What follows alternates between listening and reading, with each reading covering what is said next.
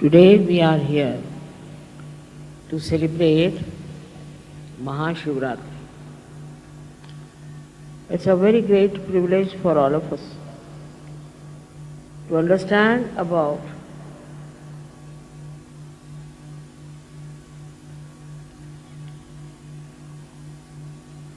Shri Mahadeva.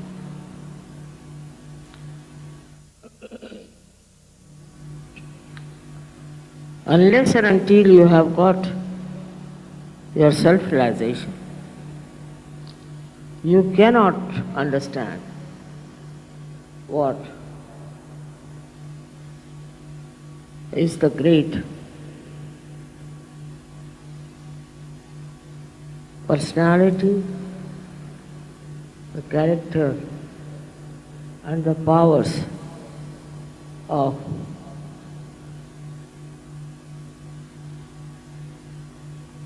Shri Mahadeva.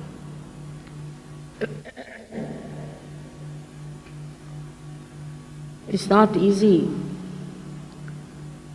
to conceive, also to reach the depth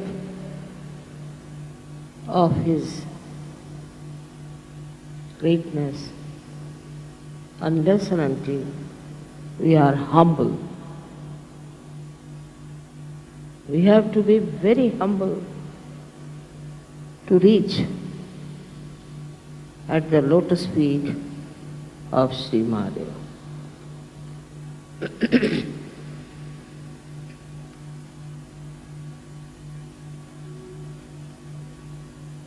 As you have seen that one has to cross even the Sahasrara to be at the lotus feet of this great personality.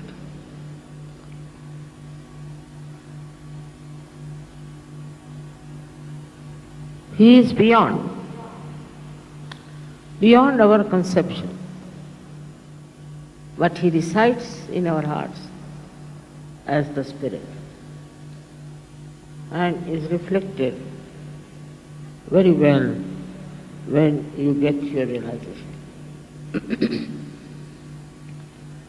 But still, one has to understand the powers of Shri Mahadeva,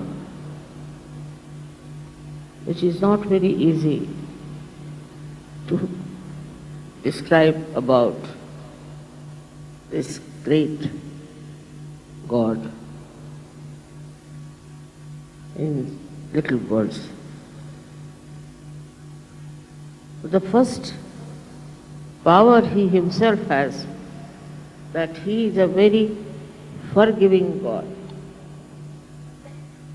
He forgives. He forgives us so many of our sins, so many of our destructive activities,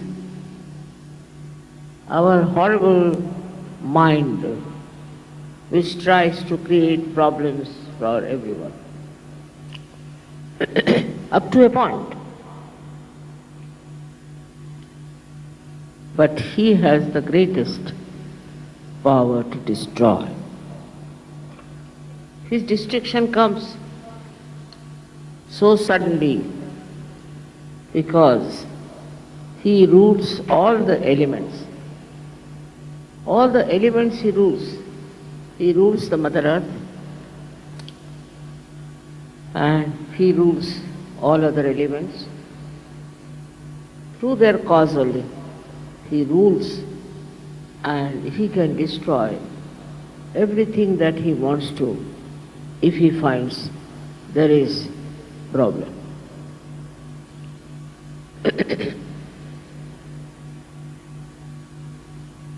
I have to tell you that earthquakes are managed by him, not by me. I am not there for destruction. He is the one who sees what's happening on this earth, what's happening to the human being. I'll give you an example of Gujarat. Apart from anything, Gujarat people are very money oriented. They are worried with the stock exchange, this, that, all the time, money, money, money, money, money. Even if they are abroad, they are extremely money oriented. Sometimes I am surprised. It's impossible to talk to them about Sahaja Yoga. And they like artificial type of things like some gurus or somebody. I don't know from where did they get this. Whatever it is. We have a state called Bhavnagar in Gujarat.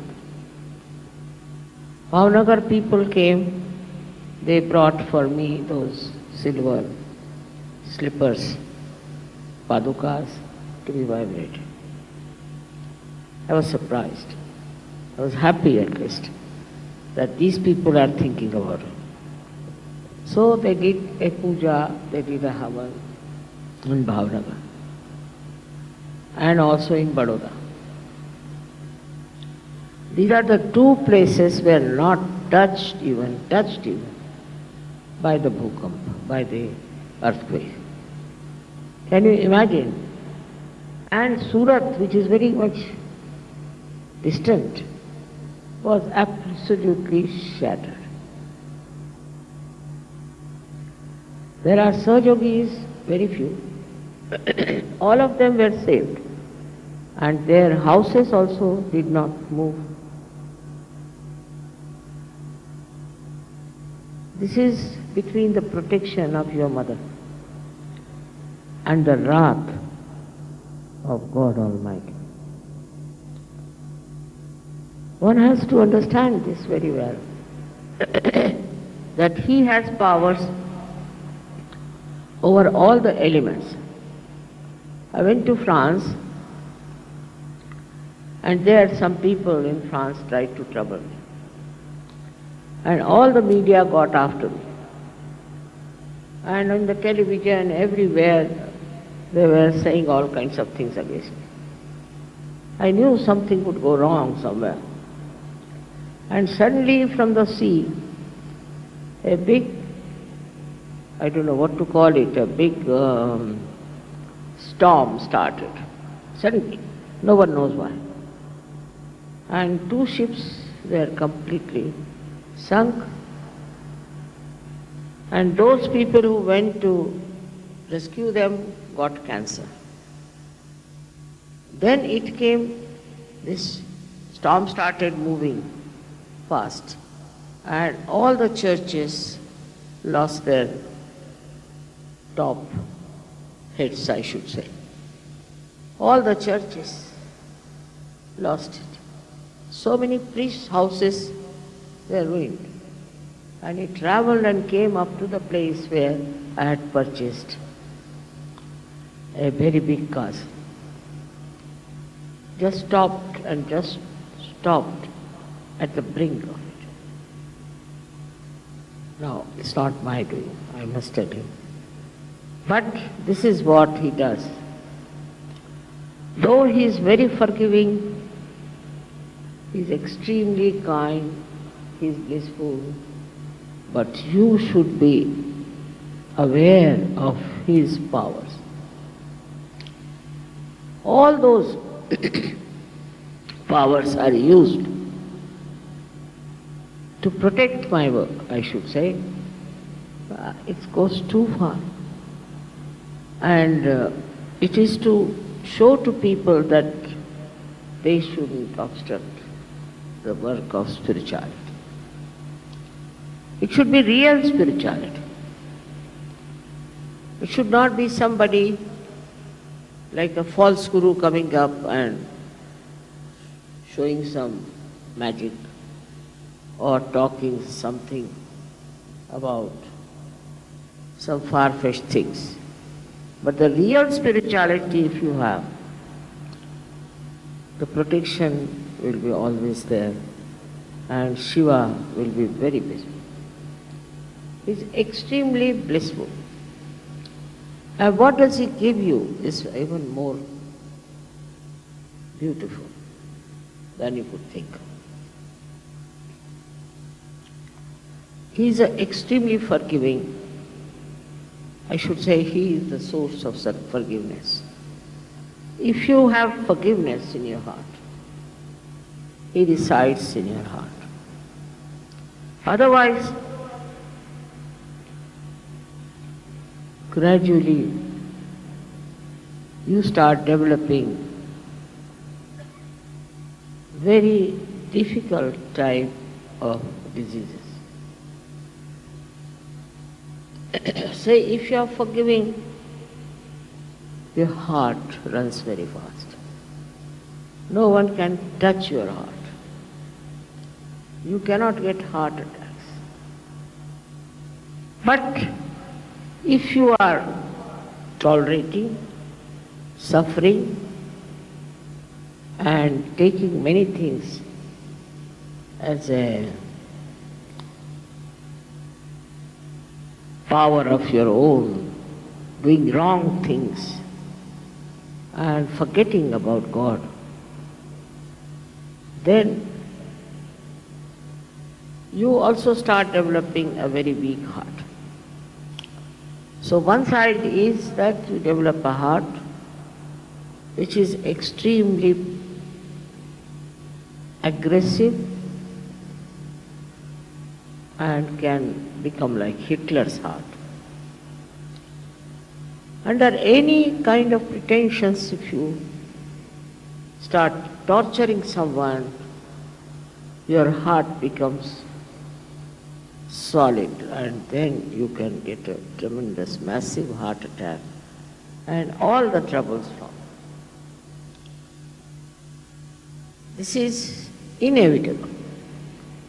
But supposing you are extremely tolerant and you tolerate all nonsense, you are very docile, you are a frightened person.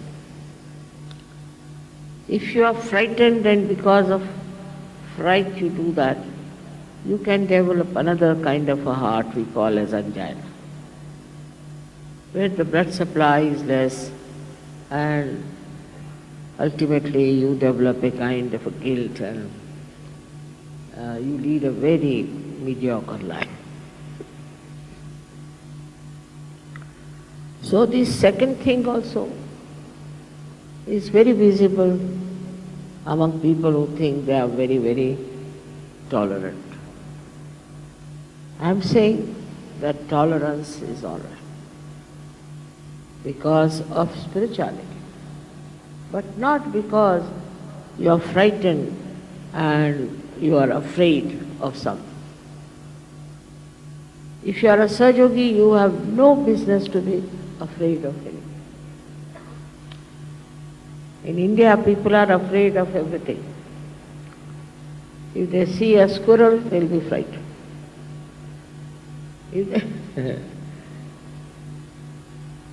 If they see a lizard, finished. I mean, they are afraid of anything.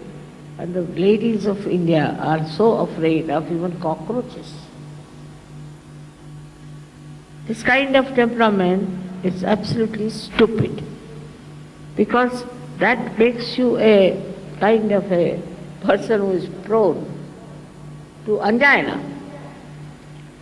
What is there to be afraid of?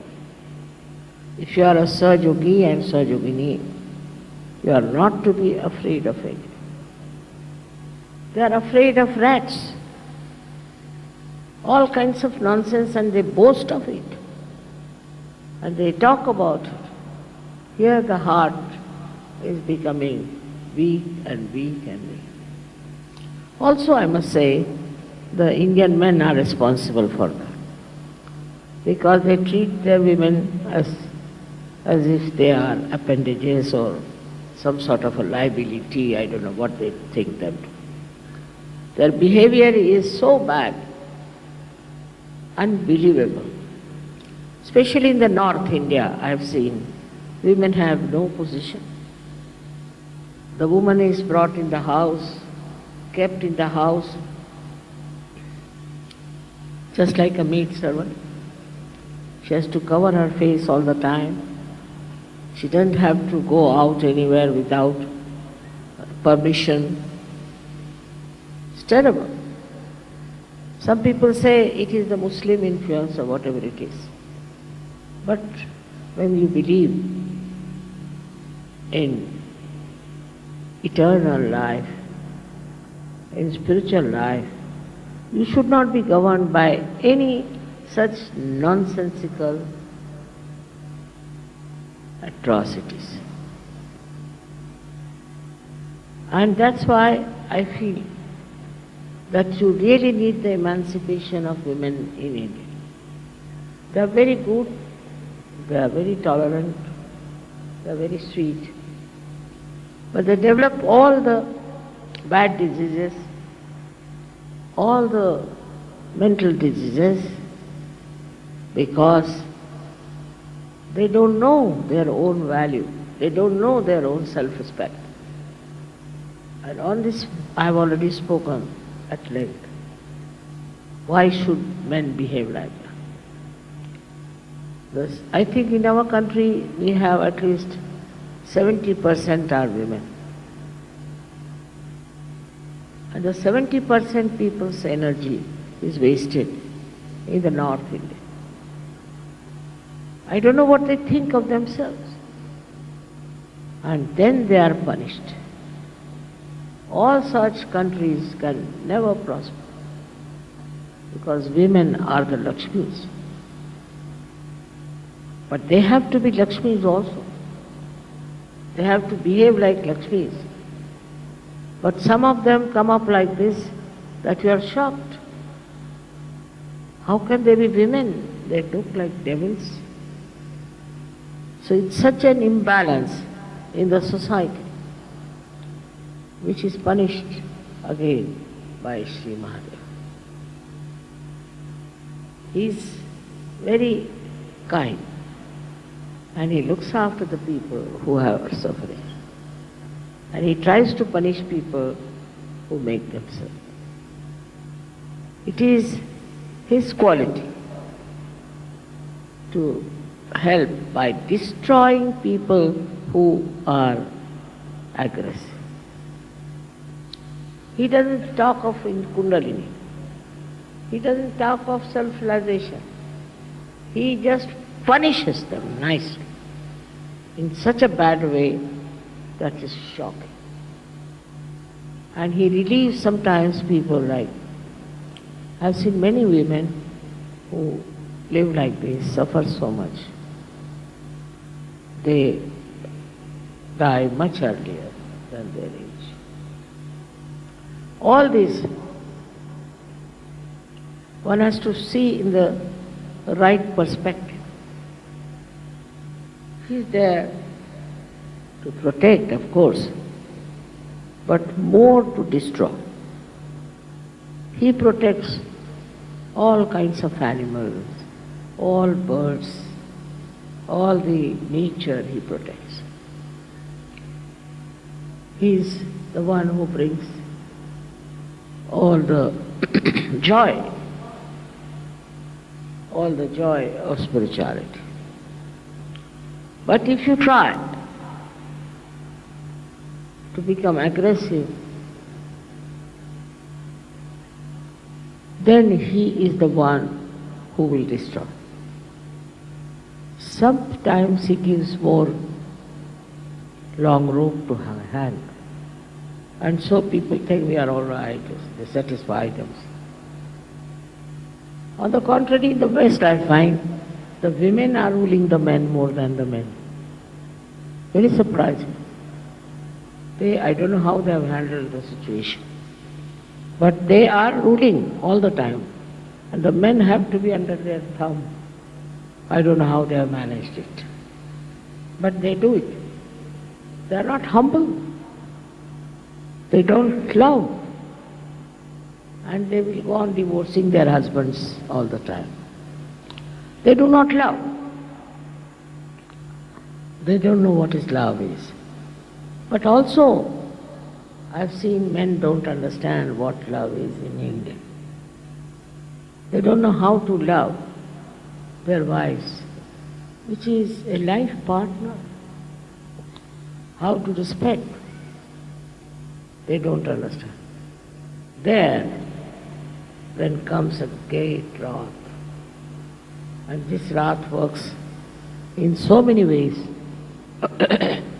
in creating horrible diseases and in creating problems and problems for such men.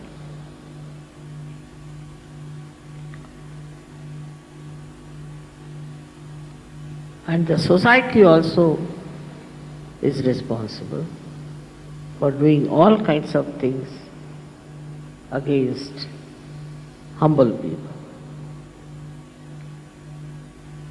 Both ways one has to understand that if you are aggressive, you are under the third eye of Shri Mahadeva.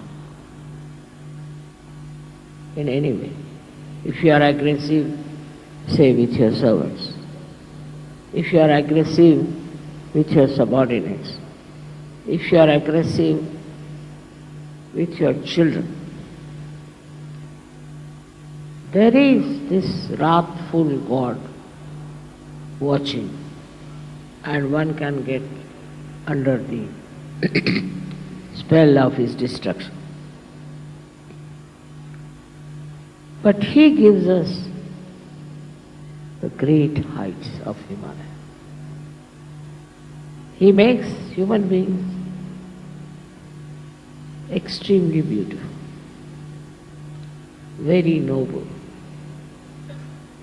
And he wants that people should love each other. There should be pure love among human beings. And also, he makes you very delicately behaving towards other people, very sweetly behaving towards others. If you don't have that, then you are going in the wrong direction. But his greatest thing is that he gives you the height and the depth. If you are worshipping him, then you develop such heights that you see the whole world as a witness. He sees the whole world as a Sakshi Swarupa, as a witness. And so, he is the knowledge. He is the pure knowledge. You may get your realization, all right? You might feel cool breeze in your hands, all right? But, do you have the knowledge? I have to tell you. What finger means what hand means what is vibrations, I have to tell you. He is that knowledge. He is the pure knowledge, complete knowledge of the highest level. So he is the source of knowledge. Those people who are not humble cannot get that knowledge. Those people who are arrogant and who do not handle others delicately, sweetly, beautifully, are not blessed by. They cannot achieve anything in life. What do we have to achieve? Not your position, not your wealth, not all these outward things, but you have to achieve a loving heart with which you can love. If there is Shiva in your heart, you will love everyone in a very beautiful manner. There won't be any nonsensical ideas about love. Just pure love for all the people. Is the blessing. Then all your harshness goes away. For example, if you have a little power,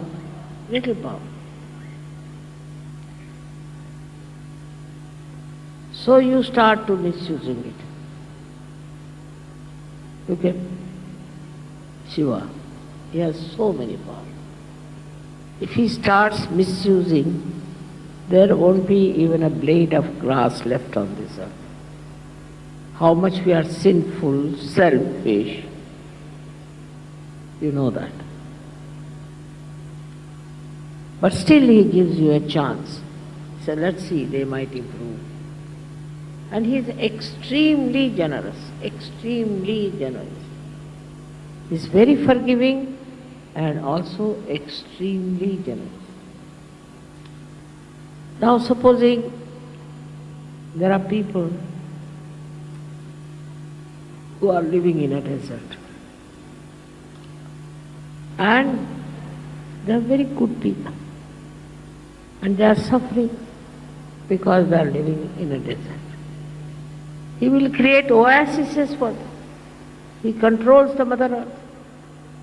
He can do everything to make them happy if they are spiritual, if they worship Him.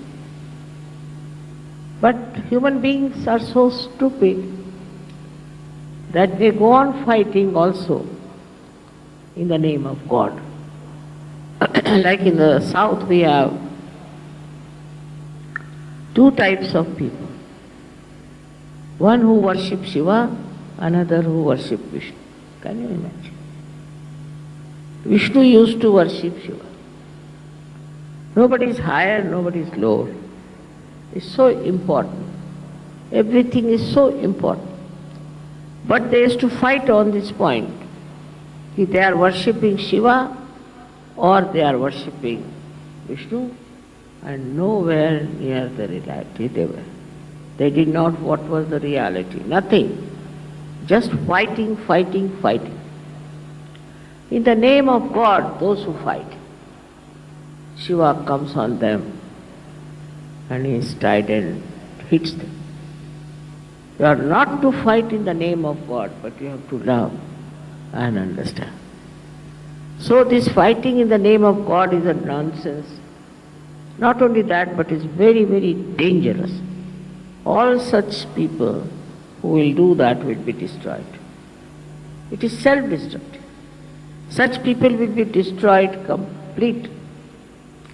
So, you should understand that in the name of God you have to love. You have to understand.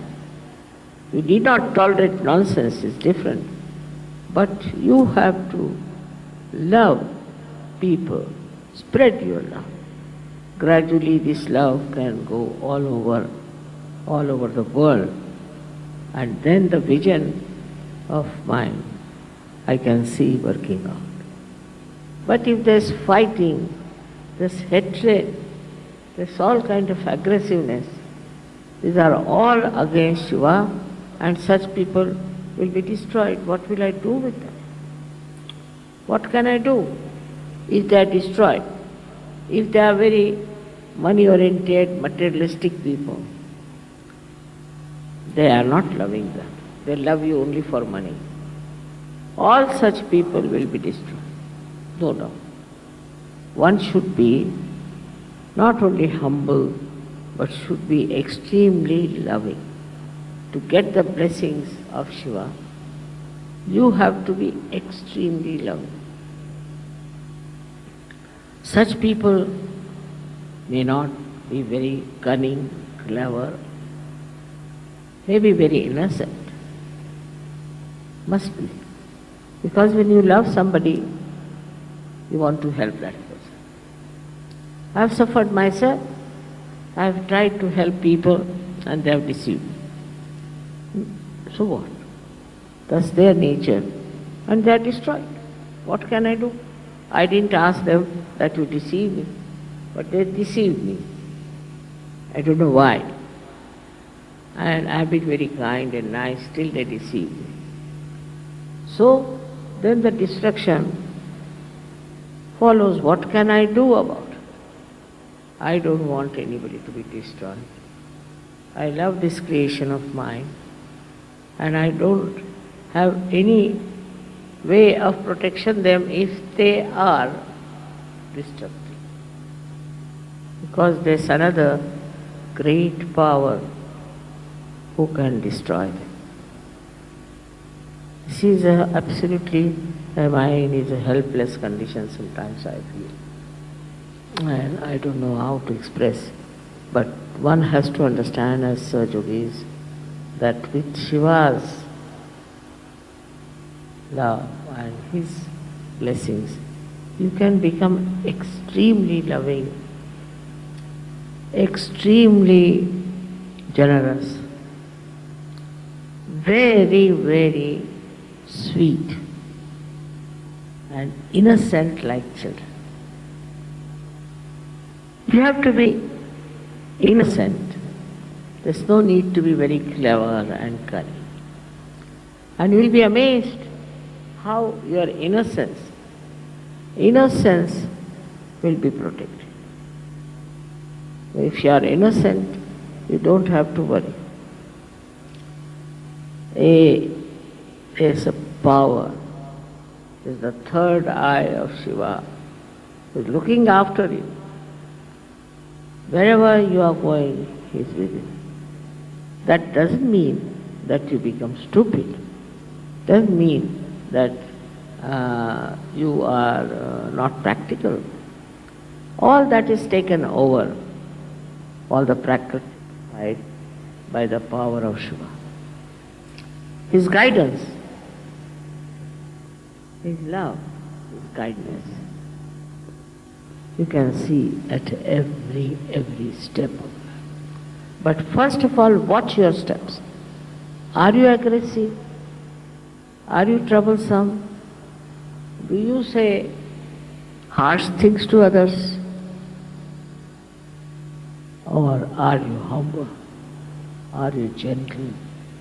And if you are kind, he is very much pleased with you. In the nature, it is his rule that works.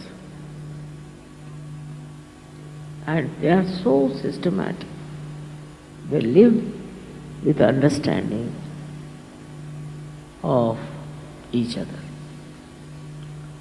For example, if you go in the jungle and it is absolutely quiet, don't hear even the birds twittering, then you should know there's a tiger sitting somewhere. Because he's the king. They know they have to obey, and when the king is there, his protocol is there. They know automatically what is the protocol of the king. Nobody would be even moving if he's there. He sits in his majesty. Then in 1 week or maybe by 15 days, he'll kill one animal. He has to eat. Kills one animal, then he and his family, they eat first. He waits for some time, of course, for the blood to ooze out. Then the whole family comes and eats. Then he leaves the body there. Then by gradation, one by one, all kinds of animals come and eat it as a prasad. And the last day are the crows who come and eat that animal. Such discipline, such understanding of the protocol. I am amazed how animals are managed by Shiva. We never hear that animals are having a strike or animals are having a big underworld animals. You don't hear that these animals are stealing things. But you just imagine We are coming from that animal life, but we are worse than them.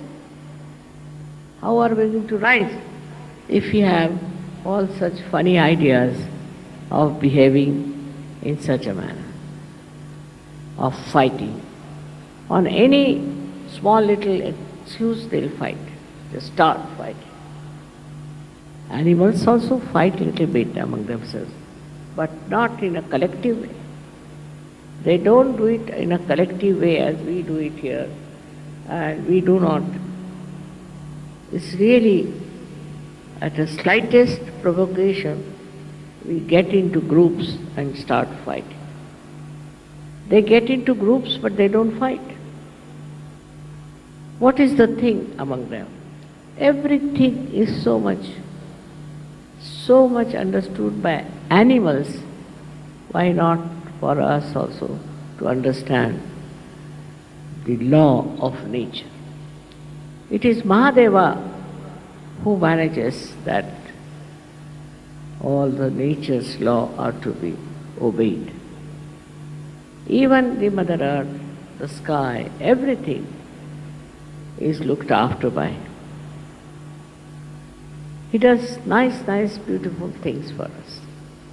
With the changing of the seasons, he creates these beautiful flowers, he creates. All that is soothing, joy-giving and beautiful, he looks after. He gives us to see what nature has given us and tries to please us, keep us happy, entertain like an innocent child. But while we are in our arrogance, we have our reactions to everything. You see a carpet, you say, I don't like it. Especially in the West, it is a common thing to say, I don't like it. Who are you not to like something or to dislike something?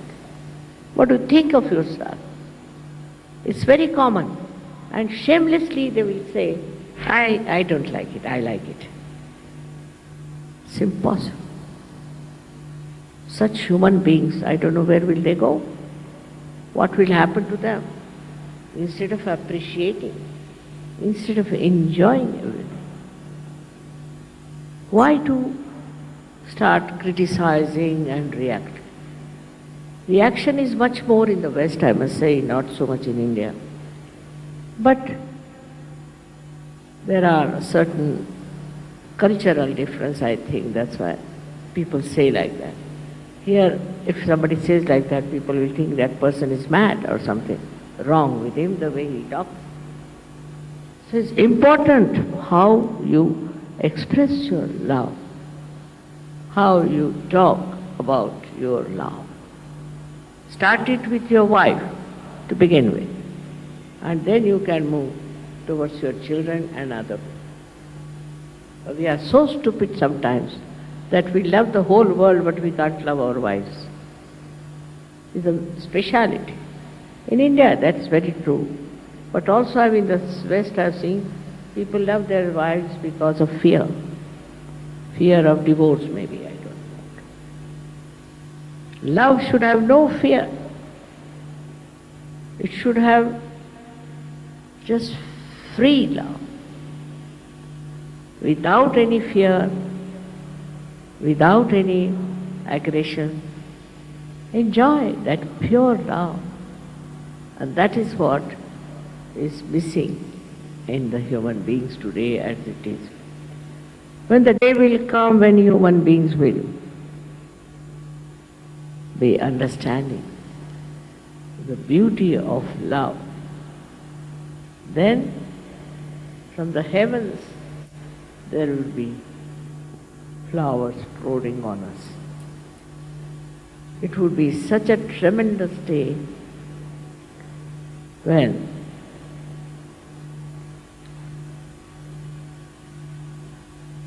Mahadeva will be able to close his third eye and would be peaceful in his heart. It's my vision.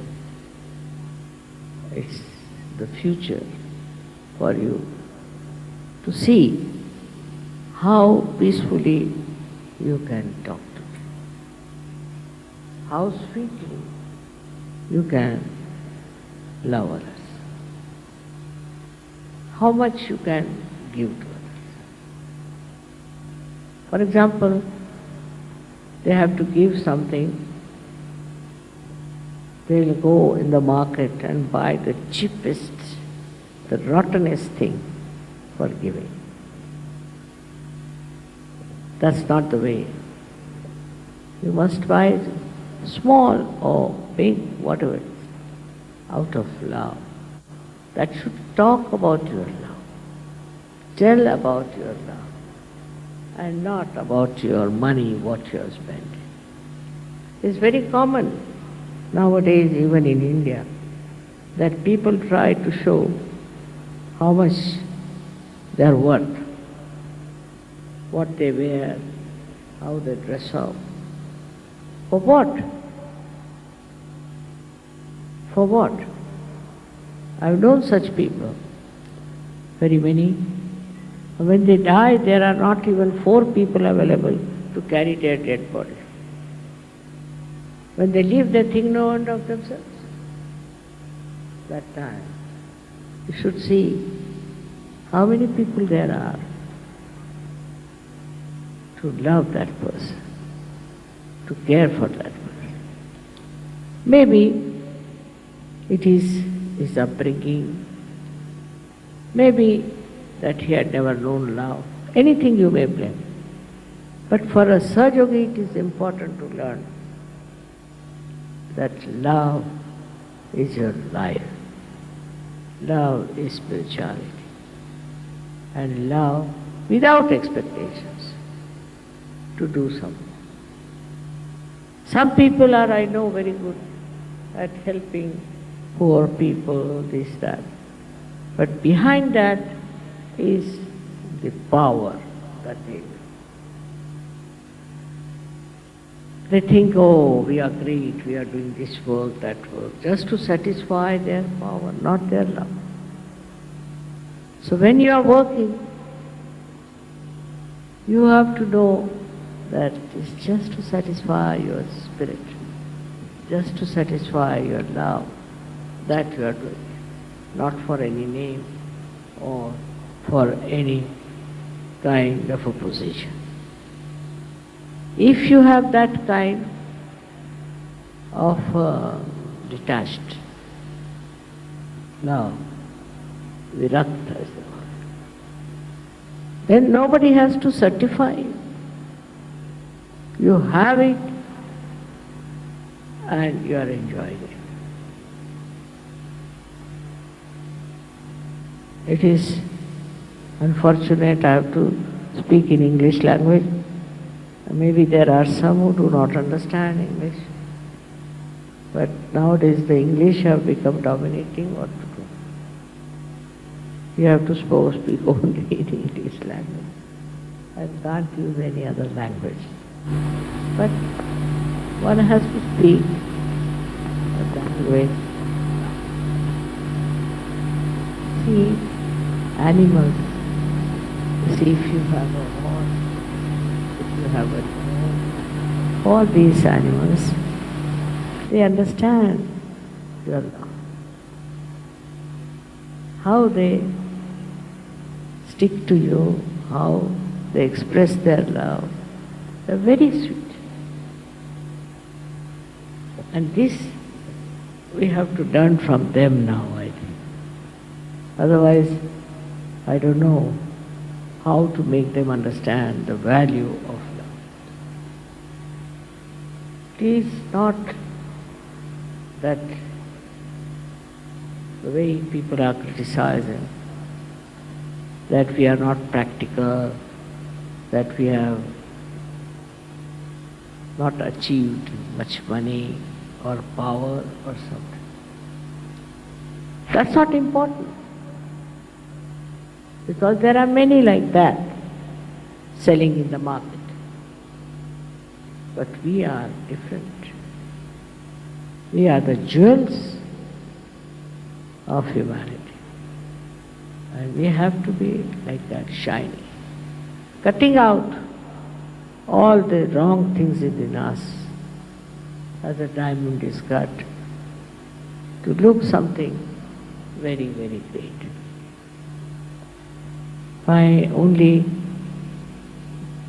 If I have any desire, is that try to follow the qualities of Shri Mahadeva. How great he is, how detached he is. Detached, absolutely detached. He lives with bones and things like that. He's not bothered about where he lives, what he lives with, what he has, nothing. So detached. We should be detached like that. At the same time, we should be very loving like him. Extremely loving. How his heart is full of love for us. How he looks after us. I am warning you because I know you all love me very much. But you should also love each other.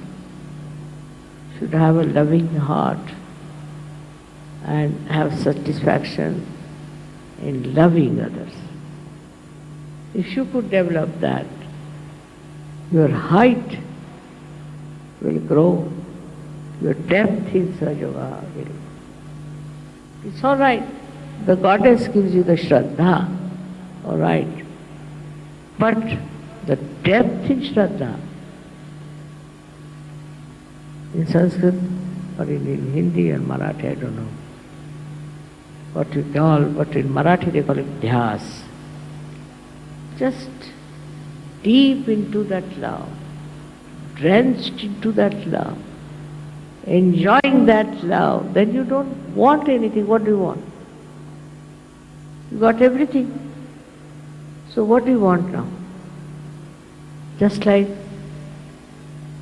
the greatness of Shri Mahadeva is so great that he is detached. What does he want? I mean, nothing is greater than him. Nothing is more important than him. Then what does he want? He doesn't want anything. That's why he is detached. This detachment you have to develop. But at the same time, he is the Lord of all the arts, of the music, of the rhythm.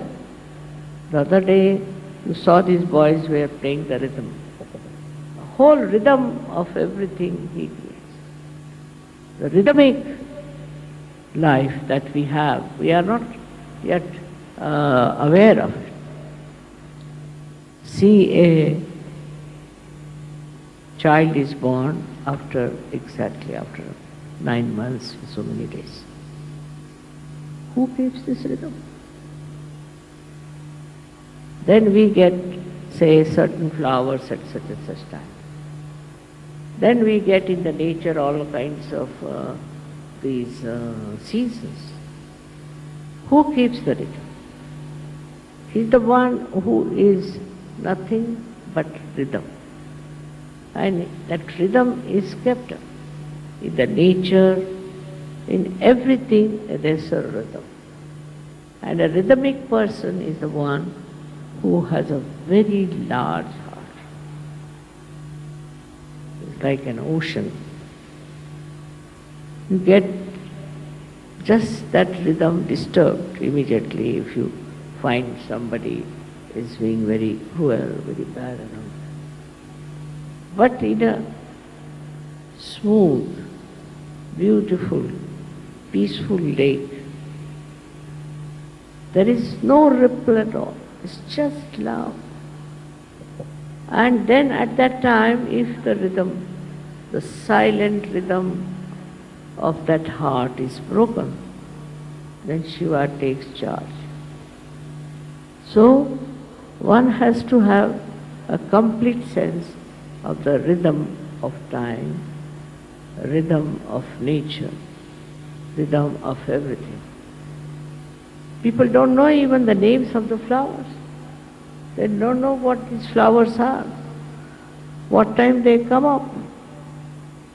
They have no idea what is the rhythm of their living. Nobody's bothered.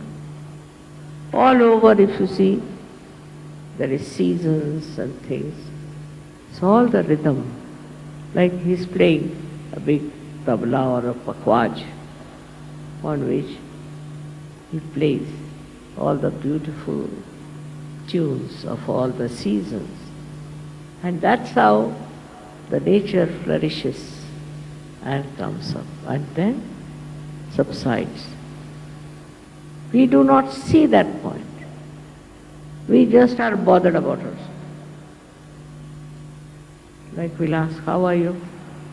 Mother, I've got a headache, I've got a stomach trouble, I have another trouble, everything is there.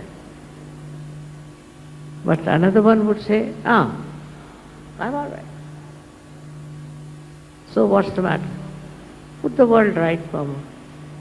Mother, why don't you put the world right? He's worried about others, not about himself. And in that understanding of what one should do, to make this world happy, beautiful, for that one has to really work hard, so-called. And in that working, one thinks, isn't it our duty to make this world beautiful? Isn't it our job to make this world rhythmic, rhyming with the spirit? It's our duty. We have to do it. Not only taking Sahaja Yoga for yourself, but for others.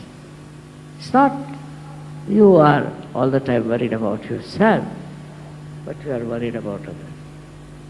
What's happening in the world? That is love. That love is spontaneous. And when it works wonders.